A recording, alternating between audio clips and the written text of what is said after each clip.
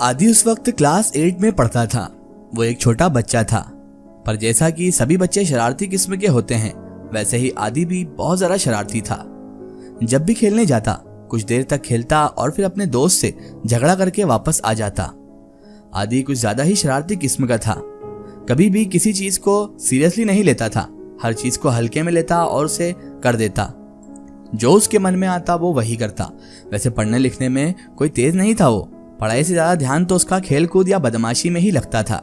और आपने देखा ही होगा कि 60 से 70% बच्चे यही करते हैं। अधिकतर बच्चे तो पढ़ाई में दिमाग लगाते नहीं, 60 से 70% बच्चे यही करते हैं, बदमाशी, शरारतें और स्कूल में भी बंक मारना, ये सब वगैरह।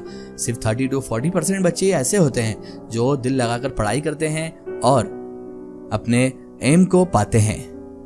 लेकिन आदि जो था वो उन 60 से 70% बच्चों में से था जो कि सिर्फ और सिर्फ शरारत करना जानते हैं, बदमाशी करना जानते हैं। शायद ही कभी उसने किताब खोलकर देखी होगी। पढ़ाई के नाम से तो उसे चिढ़ थी। पढ़ाई का जैसे ही बोलो तो वो चिढ़ जाता था और अपने सारे काम छोड़कर बाहर चला जाया करता था। वो जिस स्कूल में पढ़ता था उस स्कूल के पीछे एक छोटा सा मैदान था जहाँ पर बहुत से बच्चे खेला करते थे। देखा ही होगा आपने, अधिकतर स्कूल में प्ले ग्राउंड हुआ करते हैं। ऐसे ही आदि के स्कूल में भी पीछे एक ग्राउंड था। स्कूल में जब भी खेल की छुट्टी मिलती तो बच्चे उस मैदान में खेलते। स्कूल गांव से कुछ दूरी पर था। वो एक सुनसान जगह थी जहां पर स्कूल बना हुआ था और जहां पर वो मैदान भी मौजूद था स्कूल के साथ वाला। पैदल या साइकिल से स्कूल जाया करते थे सारे बच्चे। आदि भी वहां पढ़ता था। एक बार की बात है, रोज की तरह आदि स्कूल पढ़ने के लिए गया। जब स्कूल पहुंचा तो देखा कि बहुत से बच्चे और स्कूल के टीचर स्कूल के सामने जो मैदान है वहां पर इकट्ठा होकर खड़े हुए हैं। उसने सोचा कि यहाँ पर ऐसा क्या हो गया कि सारे लोग वहां पर इकट्ठा होकर खड़े हैं। उसने सोचा चलकर देखा जाए कि आखिर माजरा क्या है और वहां पर ऐसा क्या है। वो भी वहां पर पहुंच गया। वो देखने चला गया कि आखिरकार यहाँ पर इतने लोग इकट्ठे क्यों हुए हैं। जब वो उस जगह पर पहुंचा तो देखा कि मैदान में एक कपाल रखा हुआ है। कपाल यानी कंकाल। ऐसा लग रहा था कि कपाल किसी आदमी का होगा। उसे सिंदूर से टीका लगाया गया था। कंकाल की जो खोपड़ी होती है वो वहां पर रखी थी और सिंदूर से एक घेरा बनाया गया था जिसके बीच में वो पूरा कपाल रखा गया था। उस घेरे के अंदर नर कपाल रखा हुआ था। कपाल को चारों तरफ से सिंदूर लगा हुआ चावल बिखरा हुआ था। कुछ अगरबत्ती के टुकड़े भी वहां पर पड़े थे। ऐसा लग रहा था कि रात के समय किसी ने यहाँ पर जादू टोना किया होगा। स्कूल के सामने वाला मैदान इसी चीज के लिए मशहूर भी था। स्कूल के सामने वाले मैदान में इस चीज को देखकर सभी हैरान थे। आदि भी वहां पहुंच चुका था। उसने भी देखा। स्कूल के सर और मैडम सभी बच्चों को वहां से अपने अपने क्लास में चले जाने के लिए बोले। सभी बच्चे अपनी अपनी क्लास में आ गए, पर हर किसी की जुबान पर इसी बात का चर्चा था कि आखिरकार वो कपाल वहां पर रखा किसने और वहां पर जादू टोना किसने किया होगा। भूत की हड्डी कहां से आई। सभी लड़के इसी तरह गुफ्तगू कर रहे थे, चर्चा कर रहे थे और आदि भी चर्चा कर रहा था। पर उसी दिन क्लास में गेम की घंटी बजी। आदि अपने दोस्तों के साथ फिर से मैदान की तरफ चला गया क्योंकि गेम खेलने वाली घंटी लगी थी। सभी अच्छे खेलने के लिए मैदान में चले गए। वो लड़का भी गया।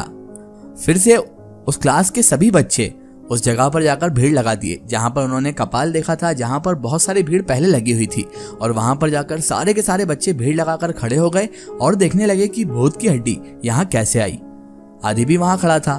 तभी नहीं पता उसे क्या सूझा कि उसने आगे बढ़कर उस नर कपाल को एक लात मार दी। और उस नर कपाल को एक लात मारते हुए आदि बोला कि क्या यार, तुम सभी को भी पता नहीं क्या हो गया है, तुम सब भी पागल ही हो, न जाने क्यों इतना डरते हो। देखो, मैंने उसे लात मार दी और उसे सबक सिखा दिया। अब चलो यहाँ से, हमारे खेलने का टाइम है यार। इस दुनिया में भूत प्रेत होते थोड़ी ना है, ये तो सब कहानी है। मेरी माँ कहती है भूत जैसी कोई चीज नहीं होती। जब भूत और प्रेत वेत होते ही नहीं है तो इन सब चीजों से डरने की क्या बात है।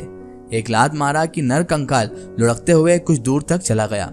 आदि बोला कि यह काम जरूर किसी का होगा जो हम सभी को डराना चाह रहा होगा। आदि सभी को इस पर ध्यान न देने के लिए बोला और फिर सभी अपने अपने खेल में लग गए। स्कूल की छुट्टी हुई। सभी बच्चे अपने घर वापस आ गए। आदि भी अपने घर वापस आ गया। जब वो रात में सोया हुआ था तो उसे डरावने सपने आने लगे। कोई तांत्रिक उसे सपने में आया और बोला कि तुम भूत की हड्डी को लात से मारकर मेरे तंत्र विद्या में बाधा डाले हो। मैं तुम्हारी जान ले लूंगा, तभी मुझे चैन मिलेगा। तुमने मेरी तंत्र विद्या भंग कर दी है। जब तक मैं तुम्हारी जान नहीं ले लेता और तुम्हारी जान नहीं ले लूंगा तब तक मुझे चैन नहीं मिलेगा। आदि उस भयानक तांत्रिक का चेहरा अपने सपने में देखा था, जिसे देखकर बहुत ज्यादा आदि अब डर चुका था। अब उसे समझ में आया कि उसने कितनी बड़ी गलती कर दी है उस नरकंकाल को लात मारकर और उस नरकंकाल को वहां से हटाकर। उसे इतना डर लगने लगा कि पूरा शरीर उसका थर थर कांपने लगा। सुबह तक उसे तेज बुखार भी हो गया। जब उसके माता पिता उसको उठाने आए उसके कमरे में तो उसे बुखार की हालत में देखे तो डॉक्टर के पास ले जाकर उसका इलाज करवाया गया, पर बुखार उतरने का नाम ही नहीं ले रहा था। वो तो बढ़ता ही चला जा रहा था।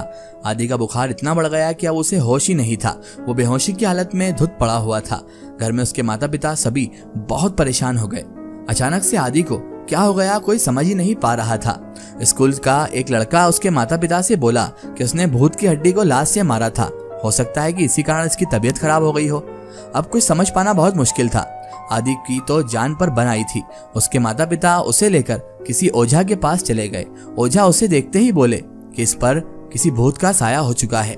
वो भूत इसे जान से मारना चाह रहा है और इसे बचाना अब बहुत मुश्किल हो चुका है। अब तो घर वालों की हालत ही खराब हो चुकी थी। अब करे तो क्या करें, वो भी सोच में पड़ चुके थे। उन्हें कुछ समझ में नहीं आ रहा था। ओझा जी ने बहुत झाड़ फूक किया। झाड़ फूक करते करते महीनों बीत गए, पर उसकी हालत में जल्दी सुधार नहीं हो रहा था। रोज उसकी माँ और पिता उसे लेकर ओझा के पास जाते, जहां उसकी झाड़ फूक होती। लगभग 2 महीनों के बाद उसकी हालत में सुधार आना शुरू हुआ। धीरे धीरे करके वो ठीक हुआ। जब ठीक हुआ तो उसने सभी बात अपने माता पिता को बताई। उसने कहा कि एक भूत था जो मुझे लेकर यहाँ से चला गया था। वो मुझे एक पेड़ से बांध कर रख रखा था और एक तांत्रिक बार बार मुझे बोलता था कि अब मैं तुम्हें यहाँ से कहीं पर भी जाने नहीं दूंगा। वो मंत्र पढ़ता और मुझ पर फूंकता। मैं इसी तरह वहां पर कैद हो गया था। अच्छा हुआ आप लोगों ने मुझे बचा लिया। उसके माता पिता ने कहा कि तुम्हारे साथ शुरू से क्या हुआ था हमें सब कुछ बताओ, कैसे तुम इस तंत्र विद्या में फंस गए थे। ओझा जी के सामने बैठकर आदि ने सारी बातें बताई कि किस तरह उसने स्कूल के पीछे वाले मैदान में जैसे ही उस नरकंकाल को जिस पर जादू टोना करा हुआ था और घेरे में रखा हुआ था सिंदूर के, उसको लात मारी। उसके बाद से उसके साथ ये परेशानियां होना और ये विपदा आना शुरू हो चुकी थी। ओझा जी ने कहा उसके बाद क्या हुआ, तो ओझा जी को उसने बताया कि उसी दिन जब रात को मैं सोया तो मुझे एक सपना दिखा, जिसमें वो तांत्रिक मुझे कह रहा था कि तुमने मेरी तंत्र विद्या खराब कर दी है और अब मैं तुम्हारी जान ले लूंगा और तुम्हें जिंदा नहीं छोड़ूंगा। ओझा जी सुनकर बड़े हैरान हुए कि एक तांत्रिक ने ये सब किया था। ओझा जी ने कहा उसके बाद से तुम्हें होश नहीं है, मैंने ठीक कहा ना? तो वो कहने लगा हाँ ओझा जी ऐसी ही बात है। उसके बाद से मुझे कुछ भी होश नहीं था, बस मुझे ऐसा लग रहा था किसी ने मुझे एक पेड़ से बांध रखा है और वो कोई भूत है और वह तांत्रिक वहां पर भी मौजूद था और कह रहा था कि अब मैं तुझे यहाँ से कहीं नहीं जाने दूंगा। और वो जने पता नहीं कौन कौन से मंत्र पढ़कर मुझ पर फूंकता था। उसके माता पिता ने ओझा जी का शुक्र अदा किया और कहा कि आप नहीं होते तो शायद हमारा बच्चा आज जीवित नहीं होता। आपका बहुत धन्यवाद ओझा जी। ओझा जी ने कहा कि वो तो ठीक है, लेकिन बेटा मैं तुम्हें एक नसीहत करता हूँ, कभी भी ऐसे कंकालों पर, नर कंकाल पर, टोने टोटकों पर लात वात या उसे उंगालना भी नहीं चाहिए, वरना हम पर कोई ना कोई मुसीबत आ ही जाती है।